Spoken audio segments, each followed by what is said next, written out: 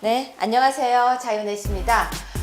이제 특별한 코너를 준비를 다시 해봤는데요. 바로 통일법 이야기입니다. 제가 아무래도 법을 전공하기도 했고요. 또 통일이 되면은 대한민국 그리고 저 북한 쪽에 있는 저 땅, 그 관계들 뿐만이 아니라 상속, 땅 문제, 여러 가지 문제점들이 발생을 하게 될 게 뻔합니다. 그렇다면 통일되고 난 뒤에 우리가 어떻게 될 것인지 미리 한번 예상을 해보기도 하고요. 그리고 지금도 살살살 소송이 진행되고 있다는 이야기가 있습니다. 자세한 이야기를 매주 여러분들에게 들려드릴 코너를 만들었습니다. 오늘은 황대성 변호사님을 초대했는데요. 변호사님 안녕하세요. 네, 안녕하세요. 네, 공부하시느라고 고생하셨죠? 아이고, 아닙니다. 네, 변호사님은요 민사소송법이 전문이신데요. 물론 변호사님이시기 때문에 뭐 이혼도 하시고 하니까 왠지 또 이혼을 하신다는 것 같네요. 이혼 종류 사건도 하시고 형사 사건도 다 하시는데요. 민사소송 쪽이 일단 전공이십니다. 그래서 제가 부탁을 드렸습니다. 요 사이 최근에 가장 핫한 북한에 있는 주민이 우리 한국에 소송 건 것이 무엇이 있는지. 근데 있다고 하셨죠? 네, 예, 있습니다. 네, 근데 변호사님 오늘 제가 예. 이제 이 방송을 시작하면은 예. 그 소송이 있다고 했는데요. 그게 소송이 가능합니까? 예. 일단 지금 케이스는 이제 북한에 있는 주민이 우리나라에 있는 사람을 상대로 해서 소송을 하는 거였는데. 그럼 현재 북한에 있는 사람입니까? 그렇죠. 네, 그럼 자세하게 소송 얘기를 먼저 좀 정리를 해서 먼저 좀 얘기를 해주세요. 예, 예. 최근에 아마 2016년 10월 19일 날 대법원에서 한번 상속재산 분할 청구에 대한 판결이 하나 나왔는데. 얼마 안 된 사건이네요. 그렇죠. 네. 최근에. 그래서 그 사건 같은 경우에 원래 이런 겁니다. 그냥 북한에 자녀를 두고 월남한 경우에 북한에 있는 그 자녀들이라든지 그 자녀들의 또 이제 자식들이 남한에 있는 그 남한에 월남하신 그분의 어떤 재산을 상속받을 수 있느냐, 그분이 돌아가시고 난 다음에 이런 네. 문제인데요. 그럼 북한 쪽에 지금 있는 주민이 네, 예. 어떻게 한국 쪽에 소송을 한 거죠? 그건 이제 뭐 여러 가지 기술적인 부분이 필요한데, 네. 실제로는 그렇죠. 이제 그 북한에 있는 사람이 남한에 넘어와서 직접 소송을 할 수는 없죠. 그렇죠. 없고, 그러다 보니까 이제 북한에 있는 사람이 다른 제3자를 통해서 남한에 있는 변호사에게 이런 소송을 좀 해달라고 부탁을 하고, 그래서 이제 그럴 경우에 이제 법원에다가 소송 위임장을 제출하고 그렇게 할 수 있는 방법이 있습니다. 네, 그러면 그렇게 해서 실제로 진행이 됐던 거네요. 그렇죠. 근데 제가 듣기로는 이런 사건이 좀 더 있었다고 들었는데 일단 네, 예. 오늘은 이 사건 위주로 해서 설명을 해주세요. 예, 예. 실제로 지금 이런 상속 재산과 관련된 게 한 두세 건 정도가 있었습니다. 그래서 처음에는 2000년대 초에 이제 어떤 국내의 변호사를 통해서 그런 진행한 사건이었는데, 마찬가지로 그런 겁니다. 월남을 가족 중에 일부밖에 못했다라고 하는 거죠. 북한에도 처와 이제 다른 자식들이 일부 남아 있고, 남한에는 이분이 이제 남자분이 월남을 하면서 장남만 데리고 내려온 그런 케이스였는데, 그런 경우에 나중에 지금 그러다가 이제 이분이 돌아가시고, 그렇게 해서 나중에 이제 이 사망한 사실을 우연히 알게 된 이북에 있는 사람들이, 그 사람들이, 물론 이제 우연히 알게 된 건 아니죠. 서로 이제 남북 이상 관계라든지 이런 것들 때문에 남한에 있는 이 돌아가신 분의 장남이 여러 가지 루트를 통해서, 북한에 있는 자매들이 아니면 형제들이 살아있는지 아니면 어머니는 살아있는지 이런 것들을 확인하는 과정에 어머니는 돌아가시고 이제 형제들은 살아있다, 남아있다 이런 것들을 나중에 확인하게 됐습니다. 그래서 근데 이제 문제는 뭐냐 하면 남한에 내려와서 이분이 그냥 혼자 살 수 없으니까 또 다시 이제 다른 분하고 재혼을 하게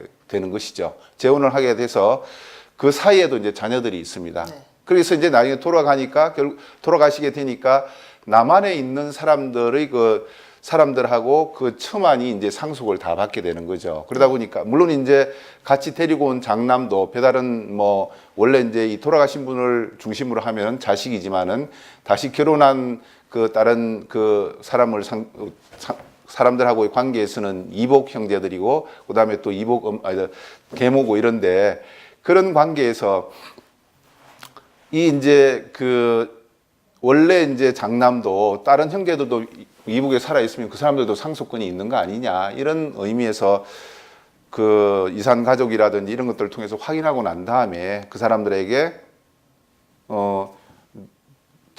뭐 북한을 드나드는 그런 선교사라든지 뭐 이런 사람을 통해서 생사를 확인하게 되었고, 생사를 확인하고 난 다음에 이런 상속권에 대한 그런 재판을 할 것이냐를 의사를 물어봤는데 실제로 다 하겠다라고 한 겁니다. 그러면 변호사님 정리를 한번 해보자면 예. 일단 북한 쪽에 있던 아버지와 가족들이 있었고, 네. 근데 아버지가 장남만 데리고 내려왔습니다. 그래서 네. 대한민국에 와서 일단 살게 되었고, 대한민국에서 다시 결혼을 해서 자식을 형성시키고 가정을 형성시켰는데 아버지가 부를 좀 축적을 하셨나 보죠. 상당히 많은 부를 상당히 많은 부를 예, 예. 축적해서 그럼 재산이 좀 이렇게 많은 상황에서 아버지가 돌아가셨는데 여기에 와 있던 그 아들, 그러니까 예. 원래 북쪽에 형제들이 있는 그 장남이 아버지의 재산을 우리만 말고, 그러니까 여기 있는 사람들, 여기 있는 자식들 말고 북쪽에 있는 내 형제들도 상속을 해야 된다라고 주장하고, 그 상속에 대한 예, 소송이 제기되었다는 거죠. 맞습니다. 그러면 그 위에 있는 그 사람들과 연결이 되어서 그 사람들에 대한 소송을 이제 대리로 해서 예, 예. 변호사가 예, 예. 그래서 그 결과는 어떻게 되었었습니까?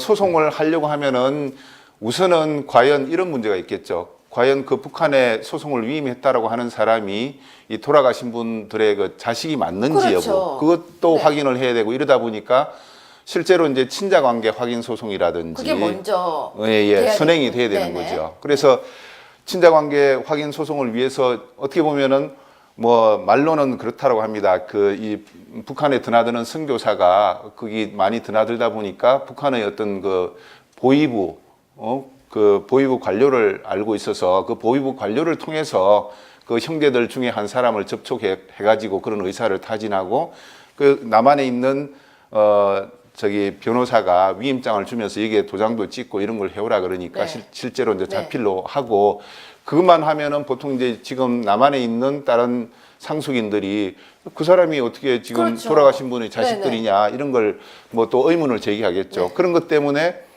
받아오면서 그 사람들의 어떤 그 모발이라든지 유전자 DNA DNA 검사를 예. 하기 위한 그런 것까지 이렇게 다 해갖고 내려온 것이죠. 그래서 실제로 이제 친생자 관계라든지 뭐 이런 것들을 확인해 보니까 돌아가신 분의 자식은 맞다. 그렇게 확인이 된 거죠. 친생자 관계소가 당연히 선행이 될 때 이 네. 소송이 진행이 될 수 있는 거군요. 그렇죠. 그리고 자식이 맞다는 것이 일단 확정이 될 때, 네, 예. 그러면 이 소송이 건수가 많은가요? 여태까지 그렇게 많지는 않습니다. 뭐 제가 이렇게 쭉 찾아본 바로는 한 몇 건 정도, 10건 이내로 한 몇 건 정도밖에 없습니다. 그런데 지금 변호사님 10건이라고 하지만 아직 통일 전이고 이렇게 나누어져 있는데도 10건이면 통일이 되고 나면 점점 많아지겠죠. 지금 이제 서서히 이런 케이스를 알게 되면은 다른 사람들도 그러면 우리도 그 한번 소송을 해보자. 아니면은 남한에 있는 다른 사람들이 북한의 형제하고 연락되는 사람이 네. 뭐 니네들도 한번 소송을 해봐라 이런 게 이렇게 해서 성수해서 뭐 돈을 받은 경우도 있다 그러더라라고 하면 당연히 좀 더 늘어날 가능성은 있죠. 재산권에 관한 상속권에 관한 소송은 앞으로도 계속 진행될 수 있겠군요. 네, 손자라고 해도 할 수 있는 거잖아요. 당연하죠. 예를 들어서 이북에 있는 사람이 만약에 이제 이 돌아가신 분의 자식인데 그분이 죽었다고 하더라도 그렇죠. 그분의 또 부인이라든지 자식들 입장에서는 대습 상속이라든지 여러 가지 방법을 통해서 또 남한에 있는 이 돌아가신 분을 상대로 해서 돌아가신 분의 상속인들을 상대로 해서 소송을 할 수 그럼 있죠. 이제 아까 방금 대습 상속 말씀하셨는데 그러면 자 손자까지 네. 그리고 뭐 증손자까지도 그렇죠. 가능은 한 거잖아요. 그렇죠. 그럼 이게 앞으로도 계속 진행될 수 있는 진행될 여지는 있죠. 상속에 대한 그죠? 그런데 이제 소송이죠? 그게 뭐 그렇게 아주 뭐 앞으로 50년 후, 100년 후까지 된다 이렇게 보기는 어려운 게, 지금 어떻게 보면 이제 내려오신 분이 1세대. 네, 그때 그렇죠. 직접 이제 6.25 전쟁 전이라든지 이럴 때 이제 남한으로 이렇게 옮겨 오신 분들이 돌아가시는 그 재산에 대해서 이렇게 하는 거거든요. 그런데 이제 그렇죠. 그분들이 보통은 지금 85세, 90세 이러다 보니까 네. 이제 그분들이 돌아가시면은 지금 이런 문제가 생기게 되는 거죠. 그러면 제가 아까 말씀하신 10월달에 나온 판례를 한번 다시 설명 좀 해주시겠습니까? 예, 예. 네.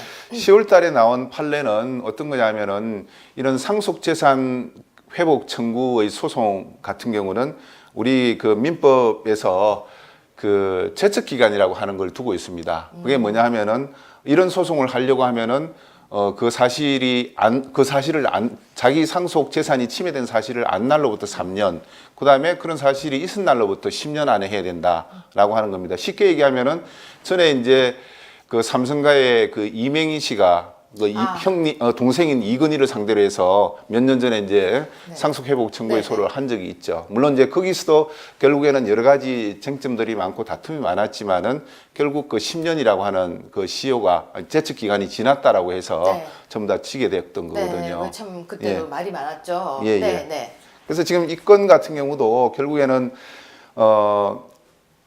결론만 말씀드리면은 1심에서는 이런 제척 기간 10년이라고 하는 걸 두게 되면은 그건 좀 이 남북 관계의 특수한 상황이라든지 아니면 북한에 있는 이런 그 상속인들이 그 사실을 설사 알기도 어려울 뿐만 아니라 안다고 하더라도 이런 특수한 관계에서 소송을 그 10년 안에 낸다는 거에 기대하기가 어렵다라고 해서 1심에서는 그 사실을 적어도 최근에 알고 소송을 할 수 있게 된 때로부터 그런 권리를 행사할 수 있는 거 아니냐 이렇게 해서 상속 회복 청구가 가능하다라고 해서 그 원고 승소 판결을 내렸었는데 2심에서는 이 제척 기간이 도과했다라고 해서 그걸 각하를 했습니다. 그럼 1심과 2심이 완전 다른 판결이 나왔네요. 달라졌죠. 네네.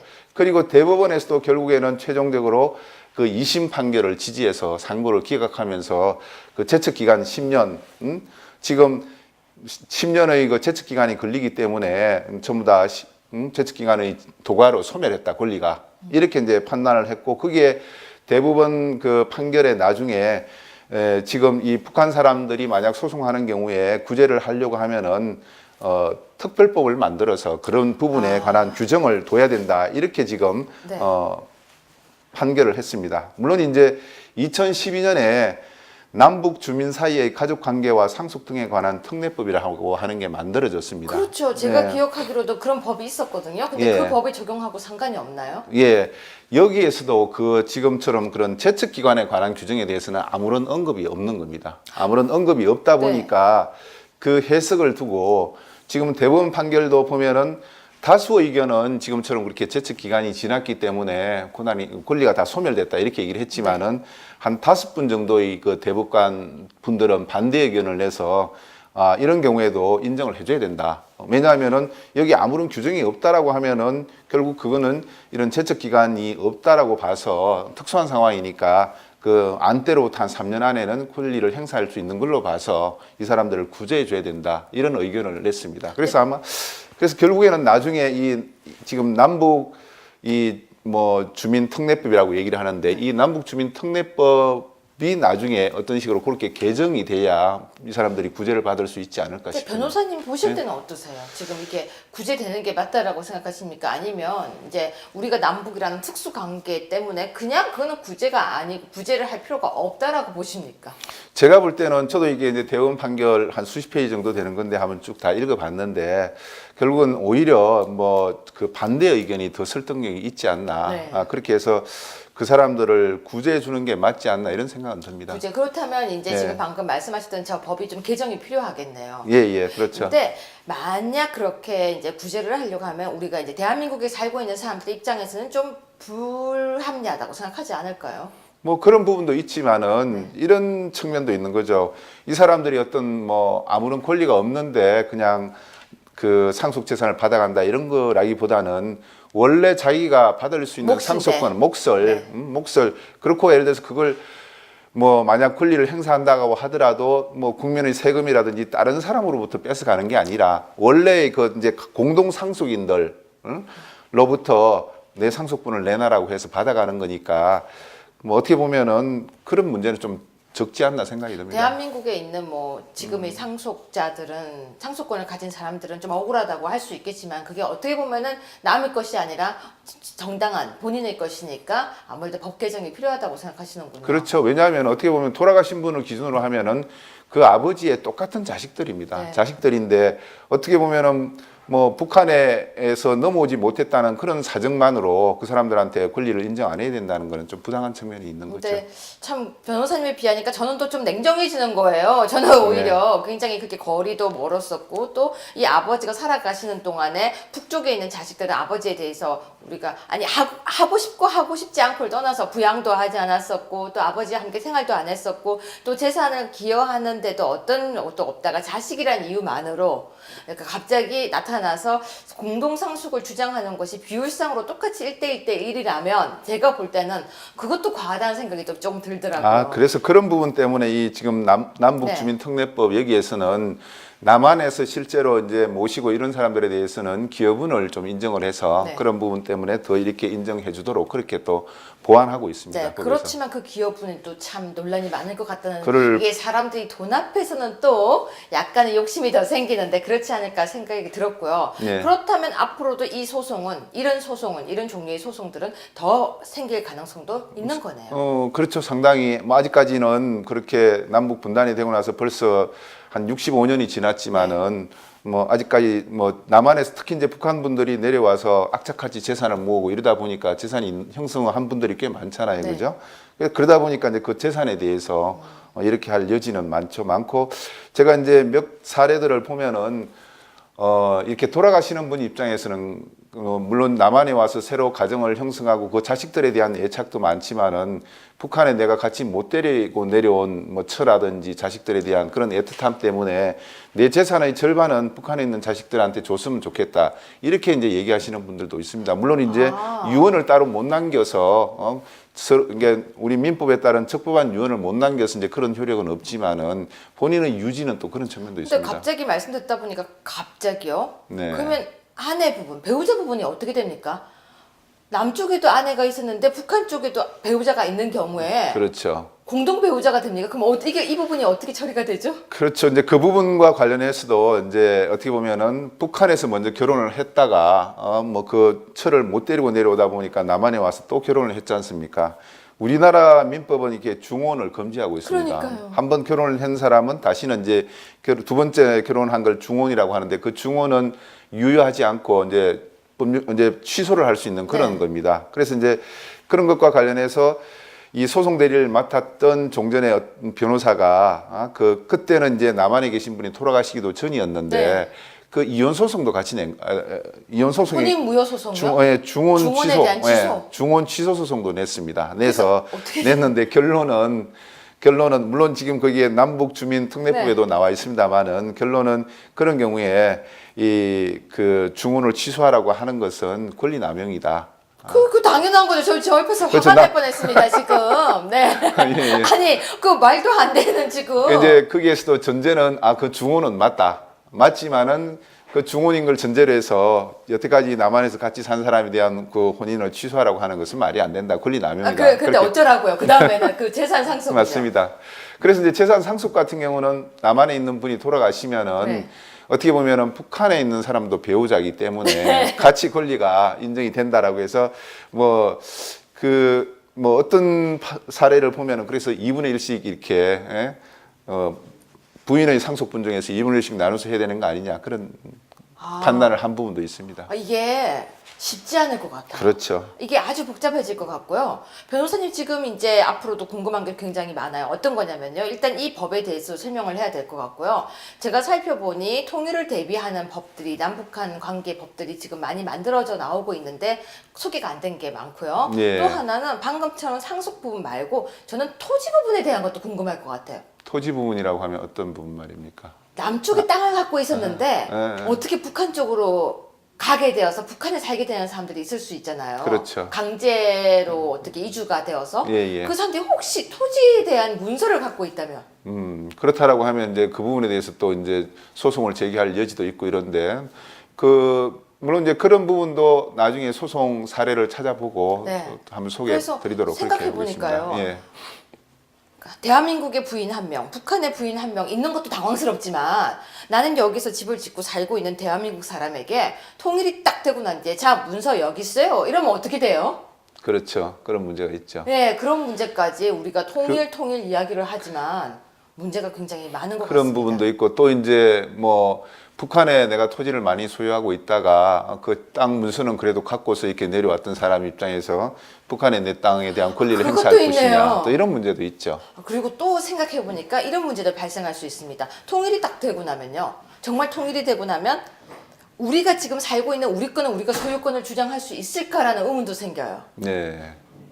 북한 사람들은 우리가 북한에 있는 땅은 가치성이 떨어지니까 뭔가 손해라고 하면서 괜히 우기기 시작하면 그때는 어떻게 될까? 이게 통일이 쉽지 않네요. 그렇죠. 통일이 되기 위해서는 통일이 되기 전에 그런 관련된 여러 가지 법들을 정비할 필요가 분명히 있고요. 또 실제로 그런 법령을 정비하기 위한 이런 작업들도 많이 하고 있는 것으로 알고 있습니다. 많이 하고 있지만 일반인인 우리가 알기는 참 어려운 게 많은 것 같아요. 변호사님 오늘 첫 방송 하셨는데 어떠셨습니까?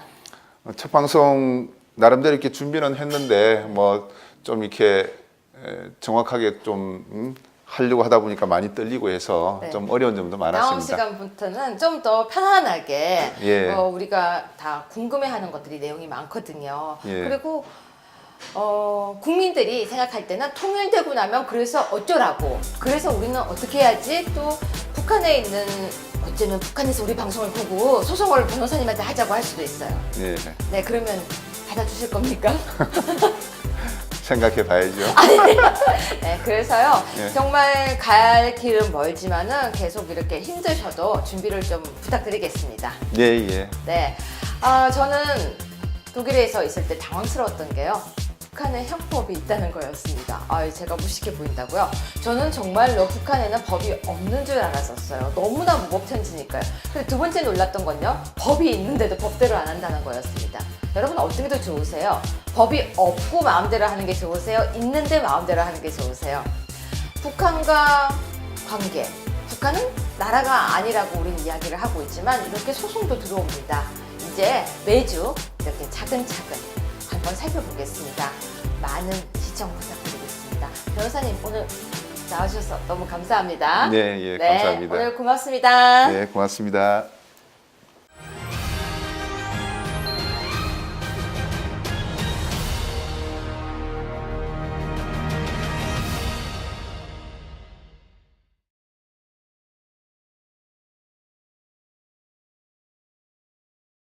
네, 안녕하세요. 자윤혜 씨입니다.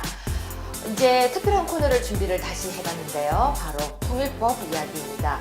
제가 아무래도 법을 전공하기도 했고요. 또 통일이 되면은 대한민국 그리고 저 북한 쪽에 있는 저 땅, 그 관계들 뿐만이 아니라 상속, 땅 문제, 여러 가지 문제점들이 발생을 하게 될 게 뻔합니다. 그렇다면 통일되고 난 뒤에 우리가 어떻게 될 것인지 미리 한번 예상을 해보기도 하고요. 그리고 지금도 살살살 소송이 진행되고 있다는 이야기가 있습니다. 자세한 이야기를 매주 여러분들에게 들려드릴 코너를 만들었습니다. 오늘은 황대성 변호사님을 초대했는데요. 변호사님 안녕하세요. 네, 안녕하세요. 네, 공부하시느라고 고생하셨죠? 아이고, 아닙니다. 네, 변호사님은요 민사소송법이 전문이신데요. 물론 변호사님이시기 때문에 뭐 이혼도 하시고 하니까 왠지 또 이혼을 하신다는 것 같네요. 이혼 종류 사건도 하시고 형사 사건도 다 하시는데요. 민사소송 쪽이 일단 전공이십니다. 그래서 제가 부탁을 드렸습니다. 요 사이 최근에 가장 핫한 북한에 있는 주민이 우리 한국에 소송 건 것이 무엇이 있는지. 근데 있다고 하셨죠? 네, 예, 있습니다. 네, 근데 변호사님 오늘 제가 예. 이제 이 방송을 시작하면은 예. 그 소송이 있다고 했는데 그게 소송이 가능합니까? 예. 일단 지금 케이스는 이제 북한에 있는 주민이 우리나라에 있는 사람을 상대로 해서 소송을 하는 거였는데. 그럼 현재 북한에 있는 사람입니까? 그렇죠. 네, 그럼 자세하게 소송 얘기를 먼저 좀 정리를 해서 먼저 좀 얘기를 해주세요. 예, 예. 최근에 아마 2016년 10월 19일 날 대법원에서 한번 상속재산 분할 청구에 대한 판결이 하나 나왔는데. 얼마 안 된 사건이네요. 그렇죠. 네. 최근에. 그래서 그 사건 같은 경우에 원래 이러는 겁니다. 그냥 북한에 자녀를 두고 월남한 경우에 북한에 있는 그 자녀들이라든지 그 자녀들의 또 이제 자식들이 남한에 있는 그 남한에 월남하신 그분의 어떤 재산을 상속받을 수 있느냐, 그분이 돌아가시고 난 다음에 이런 네. 문제인데요. 그럼 북한 쪽에 지금 있는 주민이 네, 예. 어떻게 한국 쪽에 소송을 한 거죠?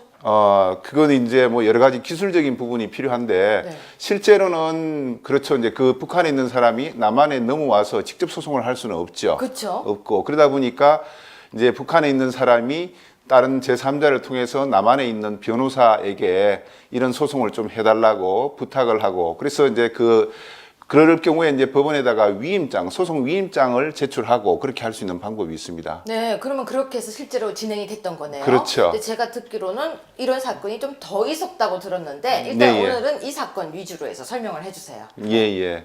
실제로 지금 이런 상속 재산과 관련된 게 한 두세 건 정도가 있었습니다. 그래서 처음에는 2000년대 초에 이제 그 어떤 국내의 변호사를 통해서 그런 진행한 사건이었는데 마찬가지로 그런 겁니다.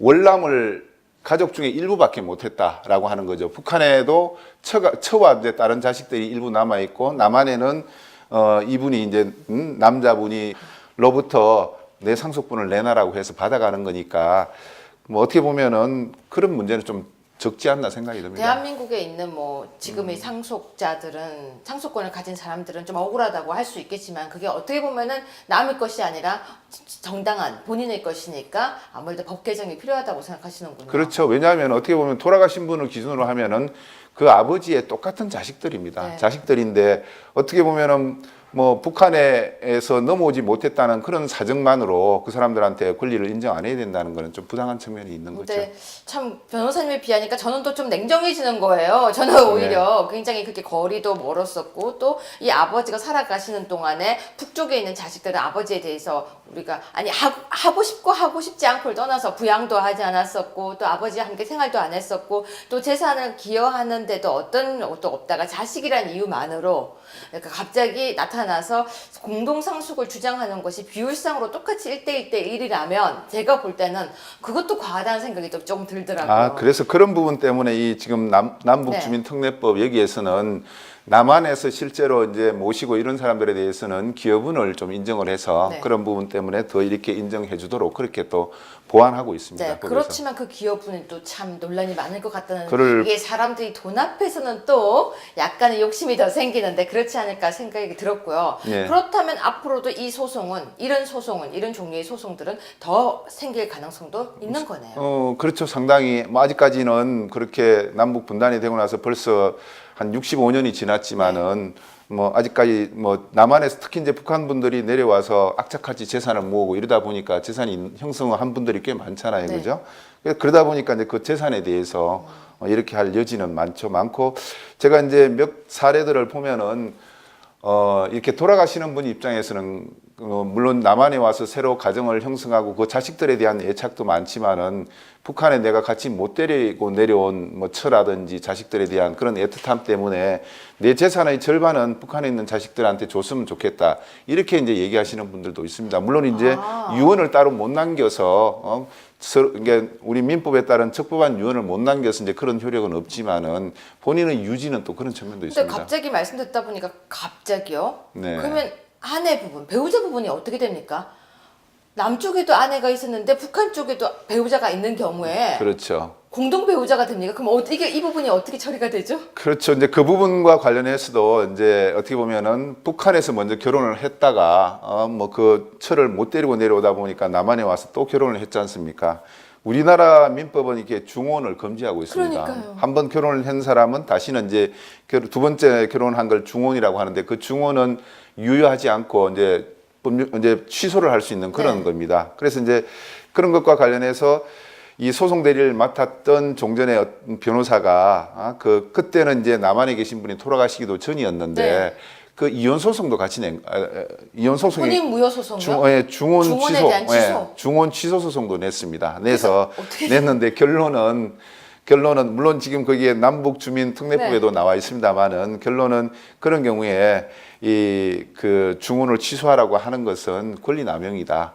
그 당연한 거죠. 저 옆에서 월남을 하면서 장남만 데리고 내려온 그런 케이스였는데 그런 경우에 나중에 지금 뭐 그러다가 이제 이분이 돌아가시고 그렇게 해서 나중에 이제 이 이 사망한 사실을 우연히 알게 된 이북에 있는 사람들이, 그 사람들이 물론 이제 뭐 우연히 알게 된 건 아니죠. 서로 이제 남북 이상 관계라든지 이런 것들 때문에 남한에 있는 이 돌아가신 분의 장남이 여러 가지 루트를 통해서 저기 북한에 있는 저 자매들이 아니면 형제들이 살아 있는지 아니면 어머니는 살아 있는지 이런 것들을 확인하는 과정에 어머니는 돌아가시고 이제 뭐 형제들은 살아 있다, 남아 있다 이런 것들을 나중에 확인하게 됐습니다. 그래서 근데 이제 문제는 뭐냐 하면 남한에 내려와서 이분이 그냥 혼자 살 수 없으니까 또 다시 이제 다른 분하고 재혼을 하게 되는 것이죠. 재혼을 하게 돼서 그 사이에도 이제 자녀들이 있습니다. 네. 그래서 이제 나중에 돌아가니까 결국 돌아가시게 되니까 남한에 있는 사람들의 그 사람들하고 그 처만이 이제 상속을 다 받게 되는 거죠. 그러다 보니까 물론 이제 같이 데리고 온 장남도 배달은 뭐 원래 이제 이 돌아가신 분을 중심으로 하면 자식이지만은 다시 결혼한 그 다른 그 사람들하고의 관계에서는 이복 형제들이고 그다음에 또 이복 계모고 이런데 그런 관계에서 이 이제 그 원래 이제 장남도 다른 형제들도 이북에 살아 있으면 그 사람들도 상속권이 있는 거 아니냐 이런 의미에서 그 이산 가족이라든지 이런 것들을 통해서 확인하고 난 다음에 그 사람들에게 뭐 북한을 드나드는 그런 선교사라든지 뭐 이런 사람을 통해서 생사를 확인하게 되었고 생사를 확인하고 난 다음에 이런 상속권에 대한 그런 재판을 할 것이냐를 의사를 물어봤는데 실제로 다 하겠다라고 한 겁니다. 그러면 변호사님 정리를 한번 해보자면 예. 일단 북한 쪽에 있던 아버지와 가족들이 있었고 네. 근데 아버지가 장남만 데리고 내려왔습니다. 그래서 네. 대한민국에 와서 일단 살게 되었고 대한민국에서 다시 결혼을 해서 자식을 형성시키고 가정을 형성시켰는데 아버지가 부를 좀 축적을 하셨나 보죠. 상당히 많은 부를 상당히 많은 부를 예, 예. 축적해서 그럼 재산이 좀 이렇게 많은 상황에서 아버지가 돌아가셨는데 여기에 와 있던 그 아들, 그러니까 예. 원래 북쪽에 형제들이 있는 그 장남이 아버지의 재산을 우리만 말고 그러니까 여기 있는 사람들, 여기 있는 자식들 말고 북쪽에 있는 내 형제들도 상속을 해야 된다라고 주장하고 그 상속에 대한 예, 소송이 제기되었다는 거죠. 맞습니다. 그러면 그 위에 있는 그 사람들과 연결이 되어서 그 사람들에 대한 소송을 이제 대리로 해서 예, 예. 변호사가 예, 예. 그래서 그 결과는 어떻게 되었었습니까? 소송을 하려고 하면은 우선은 과연 이런 문제가 있겠죠. 과연 그 북한에 소송을 위임했다라고 하는 사람이 이 돌아가신 분들의 그 자식이 맞는지 그렇죠. 여부 그것도 네. 확인을 해야 되고 이러다 보니까 실제로 이제 친자관계 확인 소송이라든지 그게 먼저 선행이 돼야 되는 네네. 거죠. 그래서 친자관계 확인 소송을 위해서 어떻게 보면은 뭐 말로는 그렇다고 합니다. 그 이 북한에 드나드는 선교사가 거기 많이 드나들다 보니까 북한의 어떤 그 보위부 그 보위부 관료를 알고 있어서 그 보위부 관료를 통해서 그 형제들 중에 한 사람을 접촉해 가지고 그런 의사를 타진하고 그 남한에 있는 저기 변호사가 위임장을 주면서 여기에 도장도 찍고 이런 걸 해오라 그러니까 네. 실제로 이제 네. 자필로 하고 그것만 하면은 보통 이제 지금 남한에 있는 다른 상속인들이 그 사람이 어떻게 지금 그렇죠. 돌아가신 분의 자식들이냐 이런 걸 뭐 또 의문을 제기하겠죠. 네. 그런 것 때문에 받아오면서 그 사람들의 어떤 그 모발이라든지 유전자 DNA DNA 검사를 예. 하기 위한 그런 것까지 이렇게 다 해갖고 내려온 것이죠. 그래서 실제로 이제 친생자 관계라든지 뭐 이런 것들을 확인해 보니까 돌아가신 분의 자식은 맞다. 그렇게 확인이 된 거죠. 친생자 관계소가 당연히 선행이 될 때 이 네. 소송이 진행이 될 수 있는 거군요. 그렇죠. 그리고 자식이 맞다는 것이 일단 확정이 될 때 네, 예. 그러면 이 소송이 건수가 많은가요? 여태까지 그렇게 많지는 않습니다. 뭐 제가 이렇게 쭉 찾아본 바로는 한 몇 건 정도, 10건 이내로 한 몇 건 정도밖에 없습니다. 그런데 지금 변호사님 10건이라고 하지만 아직 통일 전이고 이렇게 나누어져 있는데도 10건이면 통일이 되고 나면 점점 많아지겠죠. 지금 이제 서서히 이런 케이스를 알게 되면은 다른 사람들도 그러면 우리도 그 한번 소송을 해보자. 아니면은 남한에 있는 다른 사람들이 북한의 형제하고 연락되는 사람이 네. 뭐 니네들도 한번 소송을 해봐라 이런 게 이렇게 해서 성수해서 뭐 돈을 받은 경우도 있다 그러더라라고 하면 당연히 좀 더 늘어날 가능성은 있죠. 재산권에 관한 상속권에 관한 소송은 앞으로도 계속 진행될 수 있겠군요. 네, 예. 손자라고 해도 할 수 있는 거잖아요. 당연하죠. 예를 들어서 이북에 있는 사람이 만약에 이제 이 돌아가신 분의 자식인데 그분이 죽었다고 하더라도 그렇죠. 그분의 또 부인이라든지 자식들 입장에서는 대습상속이라든지 여러 가지 방법을 통해서 또 남한에 있는 이 돌아가신 분을 상대로 해서 돌아가신 분의 상속인들을 상대로 해서 소송을 할 수 그럼 있죠. 이제 아까 방금 대습상속 말씀하셨는데 그러면 자 손자까지 네. 그리고 뭐 증손자까지도 그렇죠. 가능은 한 거잖아요. 그렇죠. 그럼 이게 앞으로도 계속 진행될 수 있는 진행될 여지는 있죠. 상속에 대한 그죠? 그런데 이제 소송이죠? 그게 뭐 그렇게 아주 뭐 앞으로 50년 후, 100년 후까지 된다 이렇게 보기는 어려운 게 지금 어떻게 보면 이제 내려오신 분이 1세대 네, 그때 그렇죠. 직접 이제 6.25 전쟁 전이라든지 이럴 때 이제 남한으로 이렇게 옮겨 오신 분들이 돌아가시는 그 재산에 대해서 이렇게 하는 거거든요. 그런데 이제 그렇죠. 그분들이 보통은 지금 85세, 90세 이러다 보니까 네. 이제 그분들이 돌아가시면은 지금 이런 문제가 생기게 되는 거죠. 그러면 자 아까 말씀하신 10월달에 나온 판례를 한번 다시 설명 좀 해주시겠습니까? 예, 예. 네. 10월 달에 나온 판례는 어떤 거냐면은 이런 상속재산 회복 청구의 소송 같은 경우는 우리 그 민법에서 그 제척기간이라고 하는 걸 두고 있습니다. 그게 뭐냐 하면은 이런 소송을 하려고 하면은 그 사실을 자기 상속 재산이 침해된 사실을 안 날로부터 3년, 그 다음에 그런 사실이 있은 날로부터 10년 안에 해야 된다라고 하는 겁니다. 쉽게 얘기하면은 전에 이제 그 삼성가의 그 이맹희 씨가 그 동생인 이건희를 상대로 해서 몇 년 전에 이제 네. 상속 회복 청구의 네, 소를 한 적이 있죠. 물론 이제 거기서도 결국에는 여러 가지 쟁점들이 많고 다툼이 많았지만은 결국 그 10년이라고 하는 그 시효가 제척 기간이 지났다라고 해서 네. 전부 다 지게 됐던 거거든요. 네, 참 그때도 예. 말이 많았죠. 예, 네, 예. 네. 그래서 지금 이 건 같은 경우도 결국에는